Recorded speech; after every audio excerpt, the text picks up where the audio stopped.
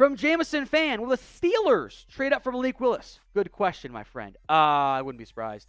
I could see Pittsburgh moving up for a QB. They like Willis. They like Pickett. Maybe it's a misdirect, but that was not a well-kept secret or theory, maybe, at the Senior Bowl.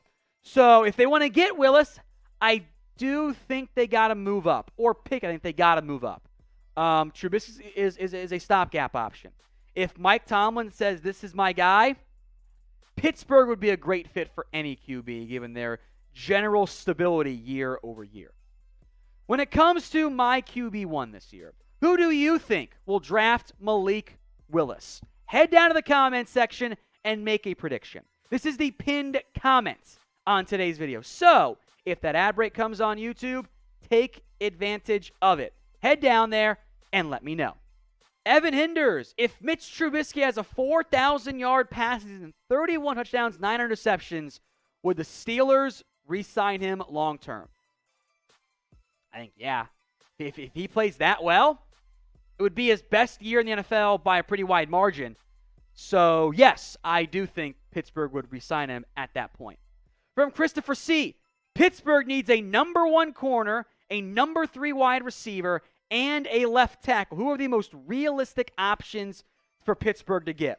If you want a left tackle, how about you go sign Dwayne Brown?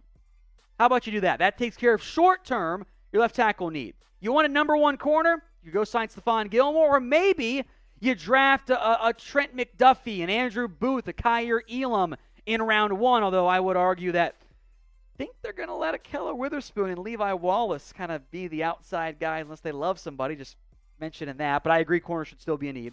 And number 3 wide receiver, take someone on day 2 or day 3. You will find a guy, whether it's Sky Moore, Christian Watson, an Alec Pierce, my guy. There's a lot of good receivers on day 2 that you can find to fill that wide receiver role, whether it's outside or slot.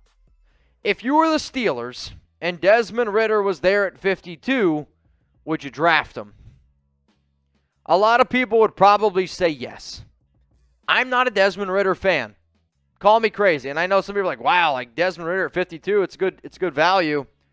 I think if the Steelers want to win that division right now, you don't draft another quarterback. And I don't really have a lot of confidence in Mitchell Trubisky. I'm being 100% honest with y'all. But you know no matter what, you're going to have the worst quarterback in that division. So try to build as much as humanly possible on the defense. Try to build as much humanly possible on the offense.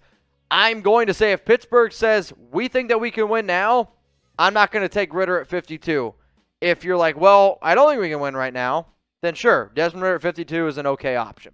Colin Crow, who is more likely to be traded? A.J. Brown, DK Metcalf, or Deebo Samuel? Saw the Jets were looking at them. The answer should be neither of them.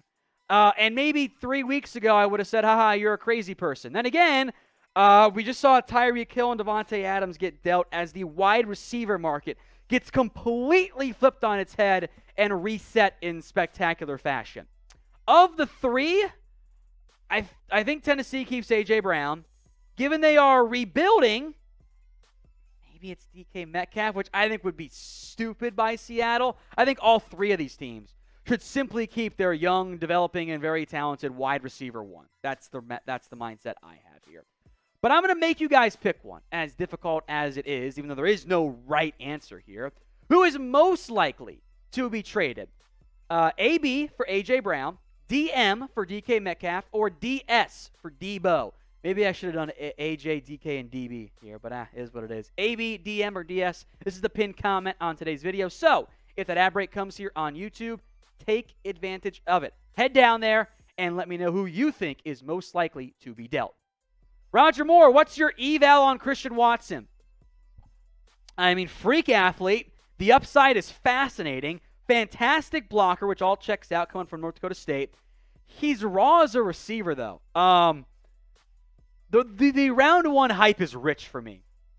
I don't know how much it's going to help you in year 1. I think he needs time to develop as a route runner to get the feel and the fundamentals down for being an NFL-level wide receiver. There's immense upside. Don't get me wrong there. He's a great height, weight, speed prospect.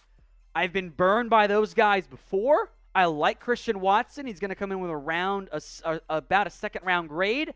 but I can't take him top 32. That's too rich for me. Now, for nonstop coverage on the NFL, all offseason and in season as well, hit that big red button and subscribe. YouTube.com/chatsportstv. First up from Taylor Holland, before the season starts or anything starts, bold prediction. Next star to be traded this year. I don't think they do it. If a big-time guy gets dealt, I would say Mekhi Becton. The Jets straight up said they were not happy with him last year.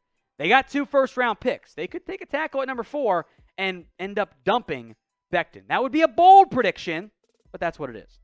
Here are the Rumble follower leaders at Chat Sports. NFL Daily leads the way over the Raiders, over the Chiefs, the Browns, and the Giants. Let's make sure we keep our lead. I don't want the Raiders catching us because I don't trust that tricky guy, Mitchell Renz over there. Follow us on Rumble for free at rumble.com/NFL Daily. From JG, what free agent is a sleeper and will have the best year? Kind of thought Ryan Bates was going to be that guy for Chicago. How about Kaiser White in Philadelphia? 1 year, $5 million? I thought that was a steal. J.C. Jackson was a big-time name, so I'm not going to throw that one in there. Kind of like Kaiser White one the most.